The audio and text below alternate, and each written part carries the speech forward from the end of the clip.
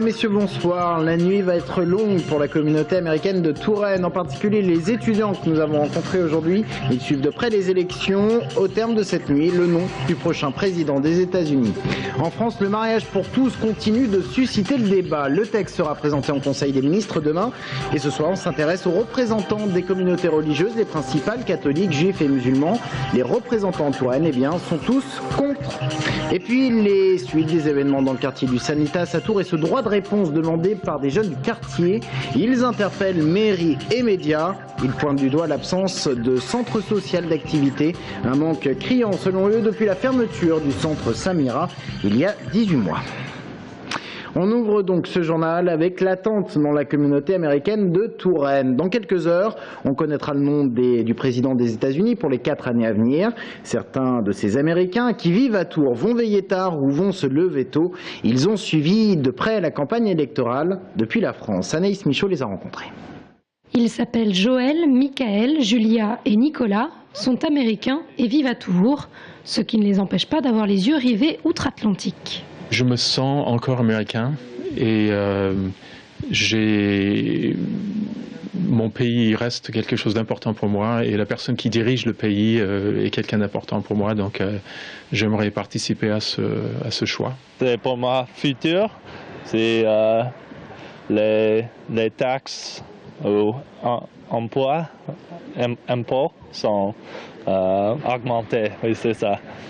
Alors oui, c'est très important pour moi. Et pour suivre ces élections, ils regardent les débats sur Internet et lisent la presse américaine, bien sûr, mais pas seulement, puisque les médias français, eux aussi, assurent une couverture importante de l'événement. En fait, je vois dans la média l'élection présidentielle aux États-Unis plus que la politique en France, il me semble. C'est toujours à la une. Et les médias français ont cet avantage de s'adresser souvent à des néophytes en matière de politique américaine. Une vulgarisation bienvenue pour Julia, dont c'est la première élection. Je trouve que le système d'élection, c'est assez compliqué, même pour les Américains. Mais en France, je comprends plus bien qu'aux États-Unis. La majorité d'entre eux parie déjà sur la victoire d'Obama. Et pour certains, pas question de rater l'annonce des résultats. Je ne vais pas dormir ce soir parce que je vais regarder la télévision, je vais regarder mon ordinateur pour suivre les résultats. Je vais mettre une alarme pour me réveiller à 4 h du matin. Des résultats qui seront peut-être pour eux l'occasion de faire la fête demain soir. Demain sera présenté en Conseil des ministres le texte sur le mariage pour tous. Une promesse de François Hollande pendant la campagne des présidentielles, mais qui divise. Ce soir, focus sur les responsables locaux religieux, catholiques, juifs ou musulmans. Tous sont contre. Maud Gatineau. En Indre-et-Loire comme ailleurs, les musulmans se font discrets sur la question du mariage pour tous, mais ils restent tout de même contre, car la charia interdit fermement l'homosexualité, à tel point que gays et lesbiennes s'excluent par eux-mêmes de la communauté islamique. Un homosexuel musulman, il reste musulman, sauf qu'il doit vivre sa vie dans le privé sans l'afficher à l'extérieur, sans entraîner des problèmes dans la société. Pour un musulman, le mariage homosexuel est illégal, il n'est pas admissible. Et c'est le même son de cloche dans le judaïsme, alors que l'homosexualité y est considérée comme contre nature. Le refus catégorique du mariage entre 2 hommes ou 2 femmes est sans appel. Ici, nous dit-on, il nuirait à la pérennité de l'espèce humaine. Ce n'est pas simplement l'amour. Le mariage, c'est également une alliance entre un homme et une femme. Et donc, à partir de cette alliance se construit toute une génération, toute une famille. Et il n'est pas question de mettre 2 personnes de même sexe dans cette lignée généalogique. Je suis même très surpris que, compte tenu de la crise que traverse notre pays, que le gouvernement ait pris ce sujet parmi les premières priorités de ces 6 premiers mois. Si les institutions islamiques et juives n'appellent pas forcément à la manifestation contre le projet de loi, l'Église catholique veut aller plus loin dans l'opposition. Bien qu'elle dise vouloir accepter les homosexuels pour ceux qu'ils sont, elle encourage dès à présent les pratiquants à contacter leurs députés pour faire entendre leur voix. si les groupes homosexuels se font entendre et sont écoutés, il n'y a pas de raison que l'Église, comme groupe aussi, constitutif de notre société, ne soit pas aussi écoutée et entendue. Si le mariage pour tous est légalisé, il restera un mariage civil. Les institutions religieuses n'auront donc pas à le reconnaître, mais toutes espèrent cependant un débat qui permettrait de mettre en avant les enjeux d'une telle union, des enjeux dont l'adoption fait partie. La préfecture d'Indre-et-Loire prolonge l'interdiction de vente de carburant en récipient transportable jusqu'au lundi 12 novembre. Interdiction qui vaut pour Tours et 6 autres communes de son agglomération. La décision fait suite aux incendies volontaires qui se sont déclarés dans plusieurs quartiers depuis plus d'une semaine et en particulier dans celui du Sanitas. Le Sanitas où des jeunes ont demandé un droit de réponse après la médiatisation de leur quartier. Ils pointent du doigt l'absence d'activités et de centres pour les encadrer. Sabrina Meloult, Aurélie Renaud. Ici, dans le quartier, les après-midi se suivent et se ressemblent. Pour certains jeunes déscolarisés, l'ennui est devenu l'unique compagnon de route. Je me lève le matin, je viens ici, je touche 2-3 fois le ballon, je vais au grec, je reviens, je reviens au grec, je reviens. Et on galère sur un banc. Voilà. Je galère, je reste sur un banc. J'attends que la vie passe. Les jeunes que nous avons rencontrés place Saint-Paul sont unanimes. La fermeture du centre social Samira il y a 18 mois a fait beaucoup de mal au quartier. Aujourd'hui, la rue est devenue leur seul terrain de jeu. Nous, il n'y a rien. Nous, les jeunes, on n'a rien. Vous voulez qu'ils fassent quoi? À la fin, ils sont là dans le quartier et ils galèrent. Et après, voilà, c'est que parfois, quand il n'y a rien à faire, après, on commence un peu à faire n'importe quoi. S'il y aurait des activités, vous pensez vraiment que tous ces jeunes, ils seraient là? Ouais, ça m'inquiète. Parce que juste là, pour moi, il n'y a pas d'activité, rien. Alors imaginez pour les petits qui viennent. S'il n'y a pas d'activité, après, ils vont grandir. Après, ils vont commencer à cramer les voitures et tout. Et après, ça va se suivre. Un quartier mort sans lieu de rencontre. Voilà également ce que les anciens disent aujourd'hui. Et un quartier comme ça n'a pas de salle des fêtes. On voit les gens quand ils ont une fête à faire, avec leur grande bassine, mettre ça dans le coffre pour aller je ne sais où pour faire leur fête. Il n'y a rien ici sur place. Il y a un échange aujourd'hui avec la mairie sur ce qu'on peut faire dans ce quartier? Il y a des réunions, mais ce que les gens constatent, c'est qu'on ne vient pas consulter, on vient informer. 10 000 habitants et parmi eux des familles monoparentales, souvent en difficulté, qui démissionnent. Aujourd'hui, rétablir le calme, l'objectif d'une poignée d'adultes qui a décidé de raisonner les jeunes du quartier.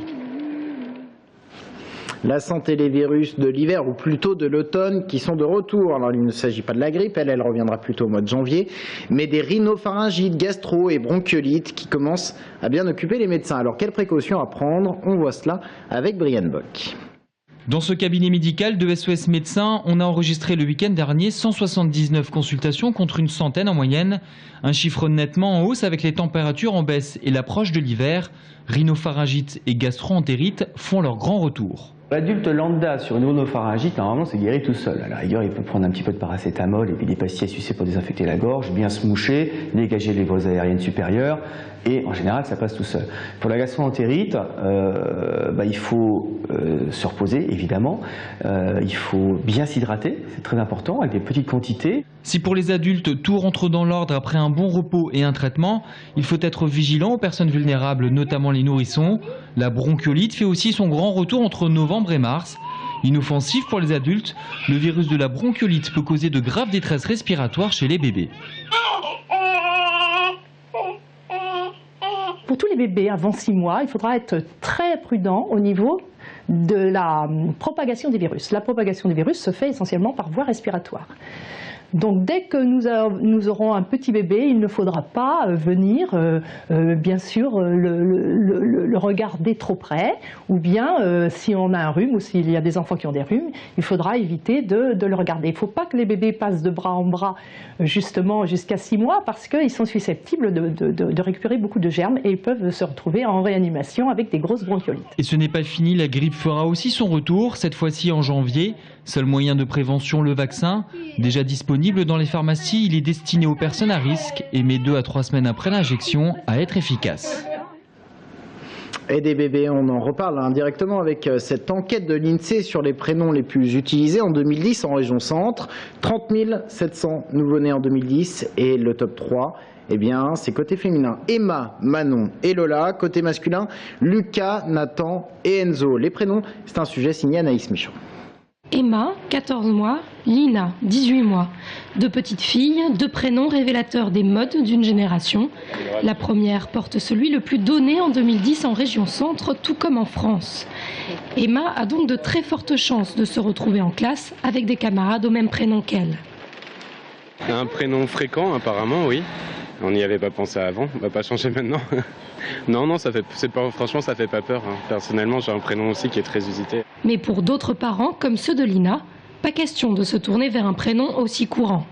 Nous on voulait un prénom qui soit pas commun justement, mais qui soit quand même assez facile à porter et surtout à dire dans toutes les langues aussi. Donc écoute, on a fait des recherches sur internet et on a vu ce prénom, on l'a trouvé vraiment super joli et voilà. Je voulais justement pas qu'elle se retrouve dans sa classe avec que des filles qui s'appelaient comme elle, quoi. Je voulais vraiment quelque chose qui change, quoi. Si le choix des prénoms peut se révéler compliqué, c'est qu'on lui confère parfois une importance capitale pour le devenir de l'enfant.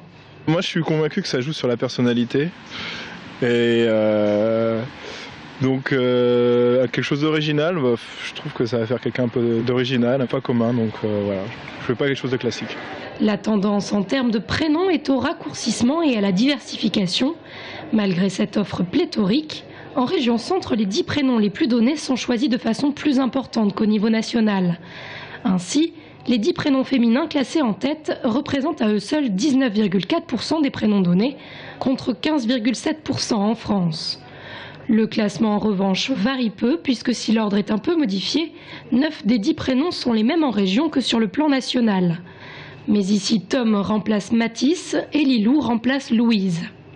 Autre particularité au sein de la région centre, si l'Indre-et-Loire est le reflet du classement régional avec Emma et Lucas en tête, le Loir-et-Cher, lui, se démarque avec comme prénom favori Jules et Manon. Fin de cette édition, merci de l'avoir suivi. Dans un instant, on parle compétitivité. Nous recevons Serge Babary, le président de la CCI Touraine. A tout de suite.